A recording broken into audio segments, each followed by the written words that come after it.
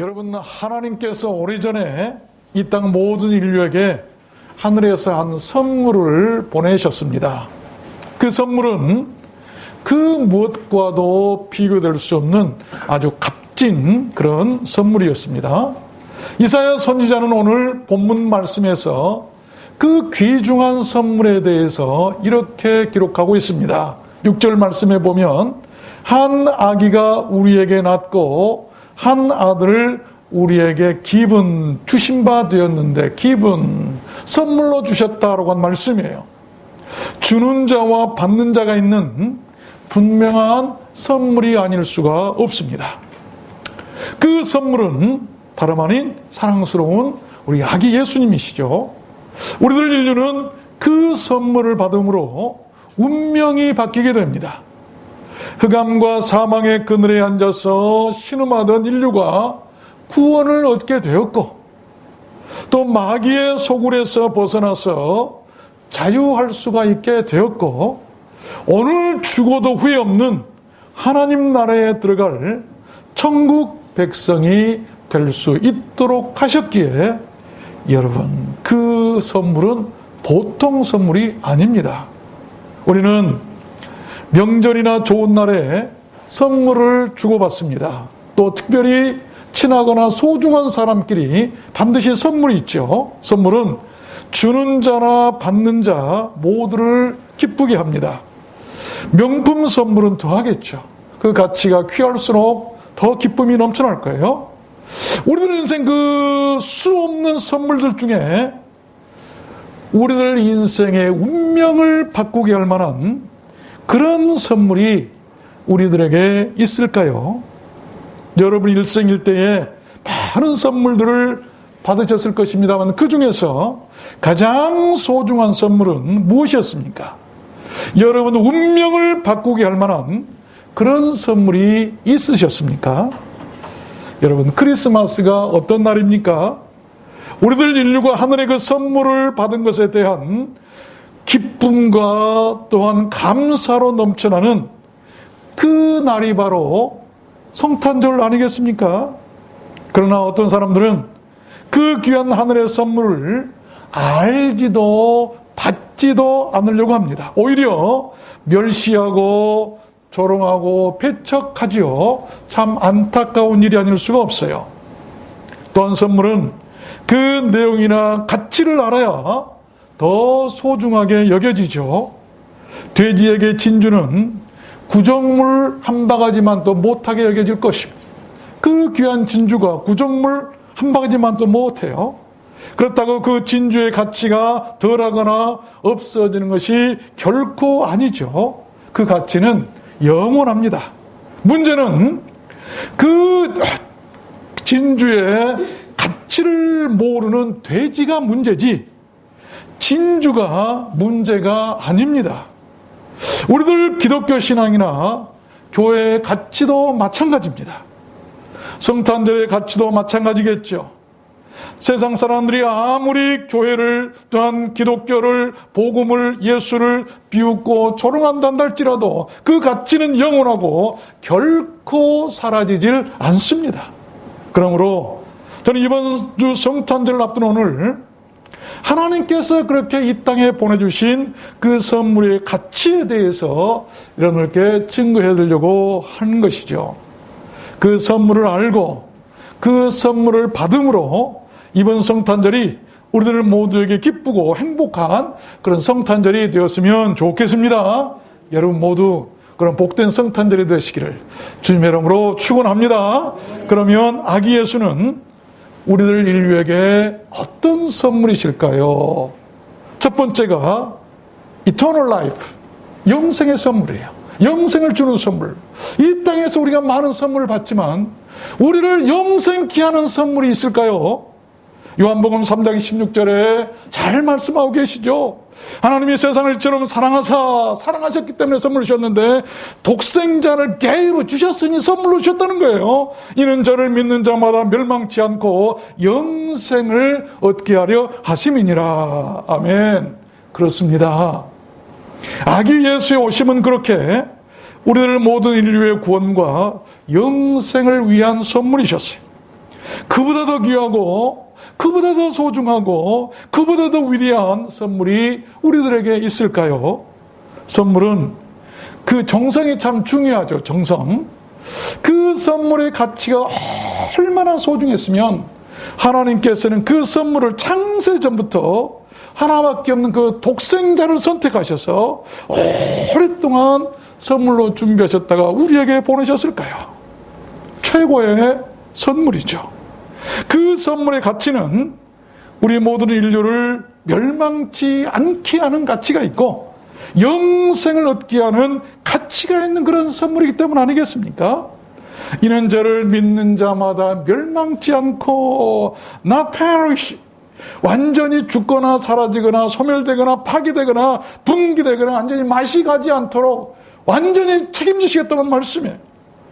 그 영생이라고 한 말이 뭡니까? 영원히 죽지 않고 영원히 사는 끝없는 불멸의 생명을 말합니다. 그런 생명을 얻도록 하시기 위해서 우리 하나님께서는 우리들에게 그 귀한 선물을 주신 것입니다. 하나님 주신 그 선물을 믿고 받는 우리들이 되었으면 좋겠습니다. 그것이 구원이에요.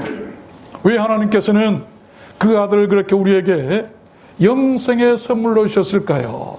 여러 가지를 성경은 말씀하고 있습니다만 우리와 친구 되시기 위함이죠. 곧 나의 친구라. 잠언 16장 말씀에 보니까 선물을 주기를 좋아하는 자에게는 사람마다 친구가 되느니라. 친구가 되려면 반드시 다리 놓는 것이 있는데 그게 선물이에요. 하나님께서 우리와 친구 되시기 위해서 하나님께서 우리에게 주신 것이 있는데 선물을 주시면서 독생자 아들을 선물로 주시면서 그래 우리와 너와 우리와 같이 이렇게 친구가 되자. 친구 되게 하는 선물이. 요한복음 15장에서 사람이 친구를 위하여 자기 목숨을 버리면 이에서 더 큰 사랑이 없나니 너희가 나의 명대로 행하면 곧 나의 친구라. 주님께서도 친구 되시기 위해서 오셨어요. 친구. 얼마나 중요합니까? 이번 성탄절이 그 하늘 선물이 바로 우리에게 오신 그것에 대한 축하고 감사하고 기억이고 기념한 것임을 알아서 이번 성탄절이 우리 주님을 기쁘시게 하고 우리 주님과 친구가 되는 우리 하나님과 가까운 친구가 되는 그런 복된 성탄절이 되시기를 주님의 이름으로 축원합니다. 두 번째입니다. 두 번째, 예수는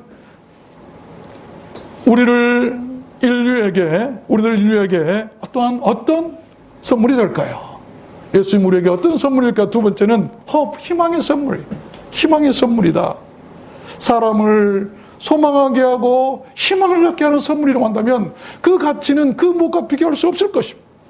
이사야 9장 2절 말씀에 보면 흑암에 행하던 백성이 큰 빛을 보고 사망의 그늘진 땅에 거하던 자에게 빛이 비치도다. 그런 것입니다. 빛은 희망입니다.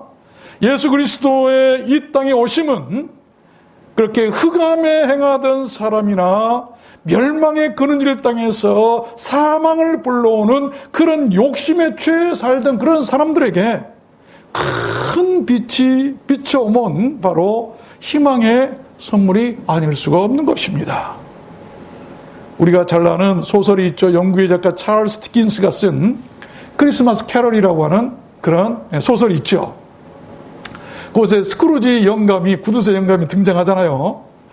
이 24일 성탄절 이브가 되었는데 그 스크루지 영감이 경영하는 회사 사무실 직원들이 사장님, 내일은 크리스마스인데 우리 좀 쉬게 해주세요. 쉬면 안 돼요. 그랬더니 크리스마스가 밥 먹여주냐 하면서 이런 지하에 거절하면서 나와서 일하라고 소리를 질렀어요.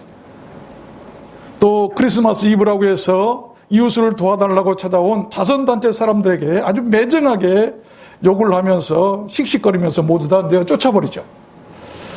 그날 밤 이 스크루지는 꿈을 꾸게 됐는데 잠을 자다가 7년 전에 죽은 자신의 동업자 말리라고 하는 사람의 유령을 보게 돼요. 근데 보니까 아주 무거운 쇠사슬을 몸에 칭칭 감고 아주 고통스럽게 자기에게 걸어오는 것을 봅니다. 그 유령은 스크루지에게 자신처럼 되지 말라고 충고하면서 3명의 유령이 찾아올 것이다 라고 말하고 사라져버리죠. 잠시 후에 첫 번째 유령이 스크루지에게 찾아왔습니다. 그 모습을 보니까 참 아름다운 모습이었어요. 아주 착하고 순진한 그런 청년의 모습이었습니다. 교회도 잘 나가고 열심히 신앙했었던 때의 그 모습이에요. 유령의 모습이. 잠시 후에 이제 두 번째 유령이 왔는데, 이 두 번째 유령은 첫 번째는 과거를 보여주는 유령이었고, 두 번째는 현재의 모습을 보여주는 유령이었는데, 아주 못되고 고약하고 아주 구두쇠 영감의 그런 모습이었어요. 구두쇠가 되어서 돈만 모으느라 교회도 안 나가고 다니던 교회도 멈추고 또 돈을 모을 줄만 알지 쓸 줄 모르는 아주 인색한 수전노의 그런 모습이었어요. 그리고 마지막 세 번째 유령이 찾아왔는데 자신의 미래를 보여주는 유령이라고 그랬다고 그래요. 그 유령이 자신을 데리고 어떤 사람의 그 장례식으로 데려가죠. 그런데 장례식에 갔더니 사람들은 없고 아주 쓸쓸하고 삭막했어요. 몇몇 사람들이 모여서 웅성거리는데 그 죽은 사람을 향해서 저 사람 참 잘 죽었다고 조롱하고 비웃고 막 그렇게 있는 거였어요. 그런 모습을 보게 된 거예요. 그래서 스크루지가 안 됐다 싶어서 그 죽은 사람이 누군가에서 봤더니 바로 자신의 모습이었어요. 그런 충격을 받고 그 유령의 다리를 붙들고 제발 그렇게 되지 말라고 막 이렇게 울면서 애원을 했어요. 그래서 눈을 떠봤더니 자기 침대에 이렇게 기둥을 붙잡고 그렇게 울부짖고 있는 거예요. 유령은 모른 체하고 그냥 떠나버렸죠. 그래서 꿈에서 깨어난 이 스크루지는 식은땀을 뻘뻘 흘리면서 크게 뉘우치죠. 그리고 새로운 사람으로 살 것을 다짐합니다. 돈의 어두운 그늘에 사로잡혀서 살아가던 그에게 생명의 빛이 임한 것이죠. 그날은 바로 크리스마스 아침이었습니다.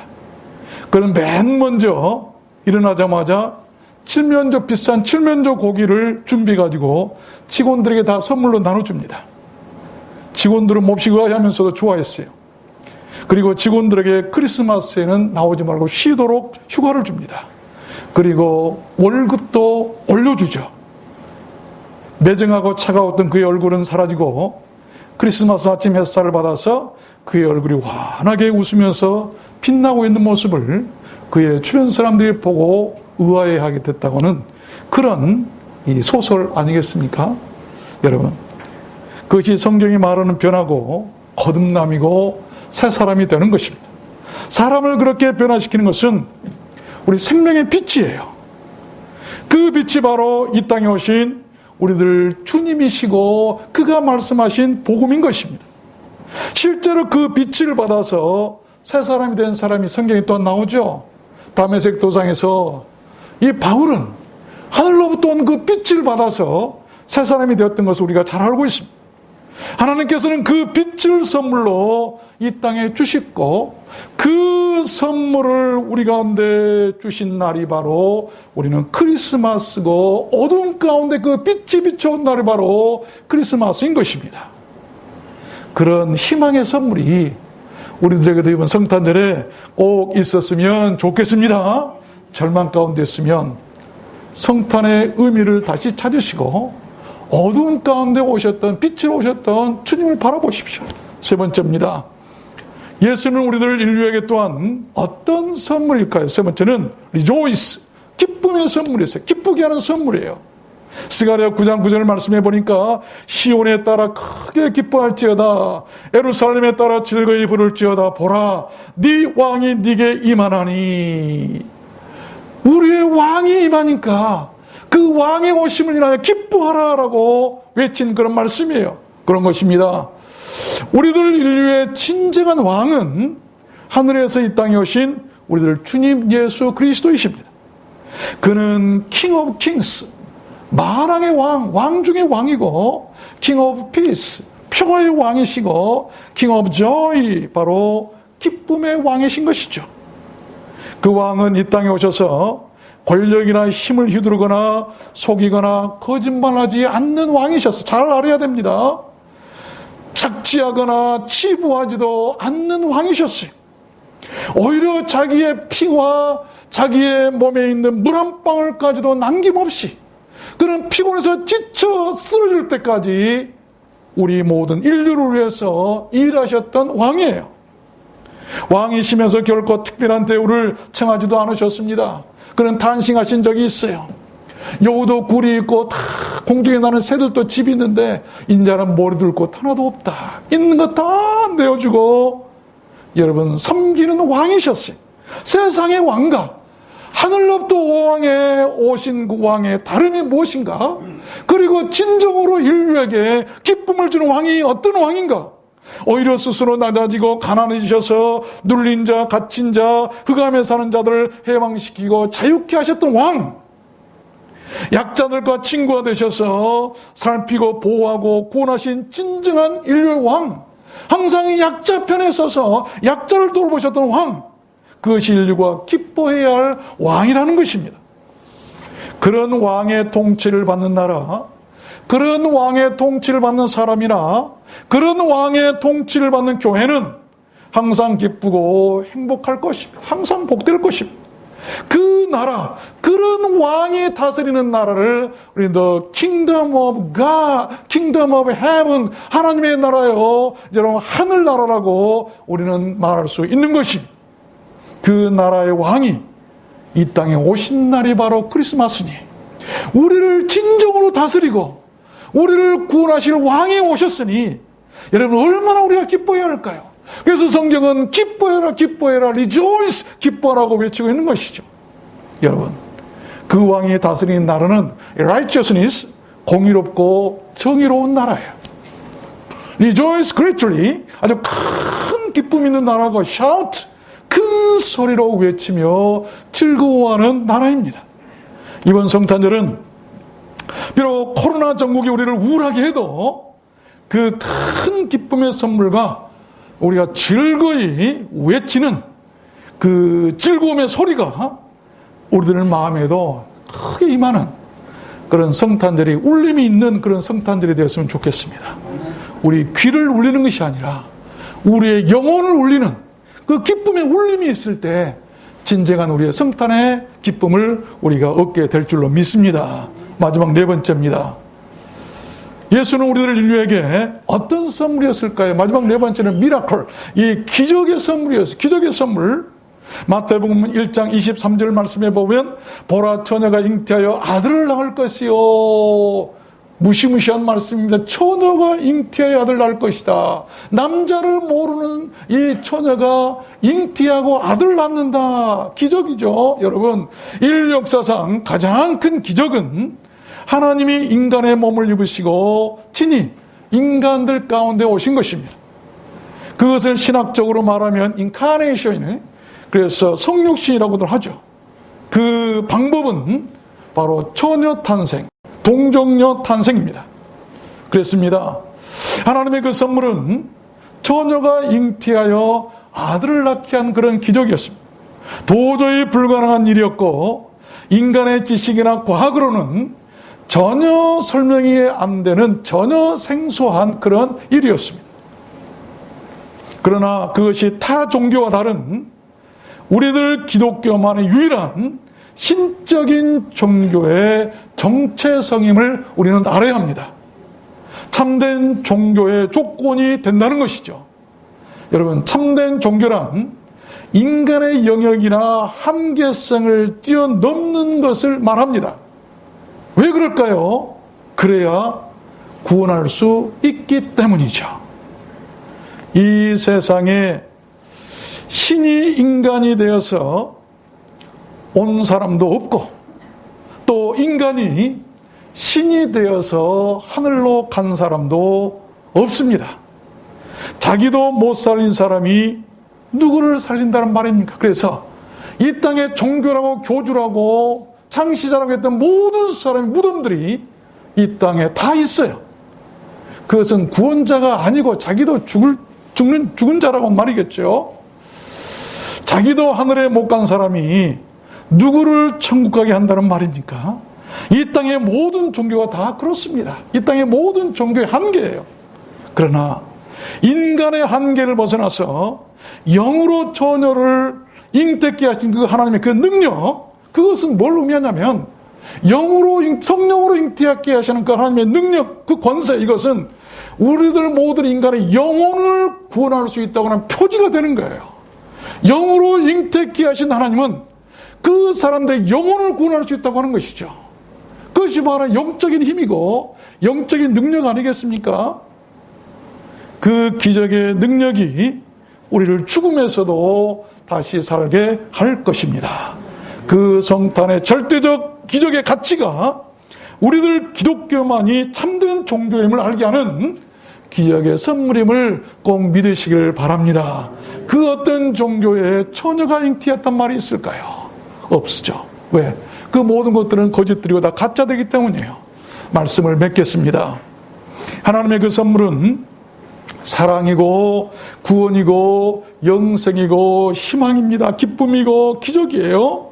그 귀한 선물을 오늘날 우리들 인류는 어떻게 그러면 받아야 할까? 이게 중요한 관건 아니겠습니까? 그 선물을 받는 방법이 무엇인가? 어떻게 받을 것인가? 그 방법을 주님의 제자 요한이 잘 말해주고 있지요. 요한복음 1장 말씀에 보면 참 빛 곧 세상에 와서 각 사람이 비치는 빛이 있었나니 그가 세상에 계셨으며 세상은 그로 말미암아 지은 바 되었으되 세상에 그를 알지 못하였고 자기 땅에 오매 자기 백성이 영접지 아니하였으나 received 영접하는 자 곧 believed 그 이름을 믿는 자들에게는 하나님의 자녀가 되는 권세를 주셨다라고 말씀하고 계세요.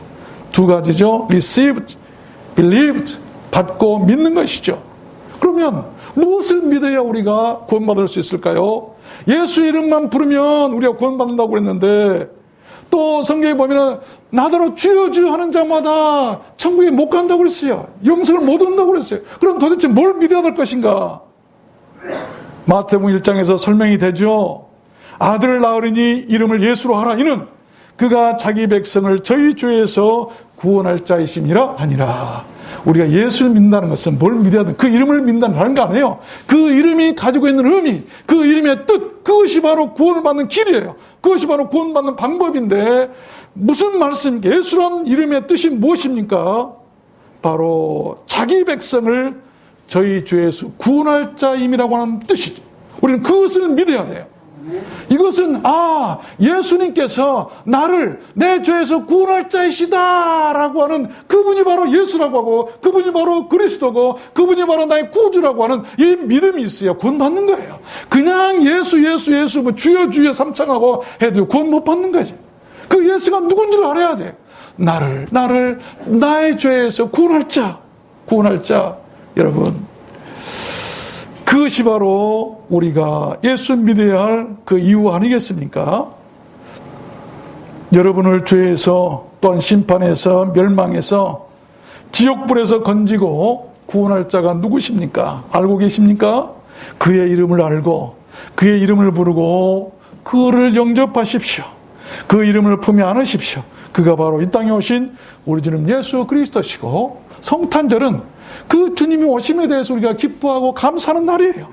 그 날이 얼마나 소중하고 얼마나 복됩니까? 예수님誕생 당시 그렇게 실제로 아기 예수를 맞이하고 영접한 사람들이 있었죠. 누굽니까? 천사들로부터 그의 나심의 기쁜 소식을 듣고 찾아온 뜰에서 양을 치던 착한 목자들이었어요. 찾아왔어요. 또 성탄을 알리는 별을 보고 먼 길을 달려온 그런 동방의 박사들이죠. 또 성전에서 아기 예수를 기다리다가 맞이한 시몬이나 안나와 같은 그런 사람들이겠죠. 그들은 하나님께서 이 땅에 보내신 그 선물 앞에 경배했고 준비한 선물을 드렸습니다. 동방으로부터 온 박사들은 황금과 유황과 몰약을 드렸어요. 그 선물의 가치를 아는 사람들과 믿음과 행이 되었던 것이죠. 우리는 무엇을 그에게 선물로 드려야 할까요? 사람들끼리는 서로 선물을 아낌없이 주고받는데 하나님께는 별로 그렇게 우리가 인식한 것 같아요. 선물은 서로 주고받을 때 기쁨이 더합니다. 우리는 하나님께 측량할 수 없는 선물을 받았어요. 평생 다해도 못 갚을 선물이죠. 아니, 그럴 선물이 사실 우리 인간들에게는 없는 것이죠. 그럼 우리는 무엇을, 어떻게 그분께 선물을 드려야 될까요? 여러분, 주님께 무슨 선물을 드리십니까? 주님이 가장 기뻐하실 선물이 무엇일까요? 마태복음 20장에서 말씀합니다. 또 누구든지 제자의 이름으로 이 소자 중 하나에게 냉수한 그릇이라도 주는 자는 곧 나에게 한 것이요. 주님께 우리가 선물 드린다는 것은 다른 거 아니에요. 소자에게, 우리 주님께서 우리에게 보내주신 우리 주변에 있는 소자, 작은 자에게 냉수한 것이라도 드린 것이 주님께 드리는 선물이다. 그 사람은 결단코 상을 잃지 않을 것이라 말씀하셨고, 그러나 누구든지 나를 믿는 이 소자 중 하나를 실족케 하면 차라리 연자맷돌을 그 목에 달리고 깊은 바다에 빠뜨리는 것이 나으니라. 삼가 이 소자 중에 하나도 오십 여기지 말라. 누구에게 너희에게 말하노니 저희 천사들이 하늘에서 살아계신 내 아버지 얼굴 항상 배웠느니라. 이와 같이 이 소자 중에 하나라도 이루어지는 것은 하늘에 계신 너희 아버지의 뜻이 아닌지라. 한마디로 주님께 하는 것이란, 주님께서 선물 드린 것이란 뭔가 영혼 사랑과 분야, 나눔이죠. 우리가 하나님께 드릴 수 있는 명품 중에 명품 선물은 영혼 사랑과 나눔입니다. 사랑하고 나누시길 바랍니다. 하나님의 선물, 그런 하나님의 선물은 그런 사람들에게 끊어지지 않고 오고 가게 될 것입니다. 수년 전에 서울 강남역 그 한복판에서 두 팔이 없고 두 다리를 사용하지 못하고 떨고 있는 그 장애인에게 길거리에서 한참 동안 앉아서 천천히 빵을 떼어 먹여주었던 당시 그 25살의 길지빈이라고 하는 한 빵집 아가씨 그 사진이 신문에 이렇게 게재돼가지고 온 나라가 감동한 적이 있었잖아요. 그의 작은 사랑의 실천이 온 국민에게 기쁨을 주었고 희망을 주었어요. 그러한 선행이 우리가 하나님께 선물을 드리는 것 아니겠습니까? 하나님께서는 그러한 선행의 선물을 받고 싶은 거예요.